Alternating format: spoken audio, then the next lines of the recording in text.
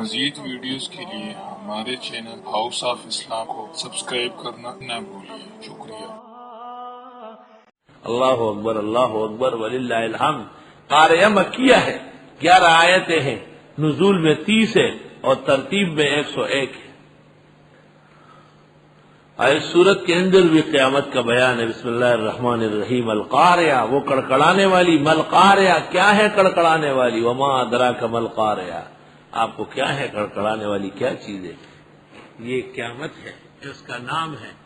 جیسے زلزلہ آتا ہے، کنڈیاں بجتی ہیں، دروازے بجتے ہیں، ٹین بجتے ہیں، برتن گرتے ہیں، اللہ تعالیٰ نہ دکھائے ایسا زلزلہ میں نے ایک جگہ دیکھا ہے کہ بالکل چیزیں تس نس ہونے لگی چیزیں۔ یوم یکون الناس کالفراش المبثوث، جس دن ہو جائیں گے لوگ جیسے پروانے ہو بکھرے ہوئے۔ یہ پروانے جو آگ پر اور شعلے پر مرتے ہیں تو بکھر کر مرتے ہیں، کوئی ادھر گرا کوئی ادھر گرا، لاشیں جگہ جگہ پڑی رہے گی۔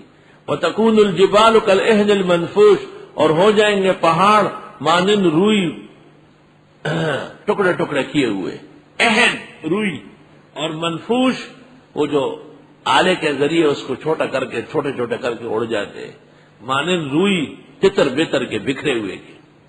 فاما من ثقلت موازینہ، پس جس کے نام اعمال کے ترازو بھاری ہوئے، فہو فی عیشۃ راضیہ، پس وہ خوشی کی زندگی میں خوش ہوگا۔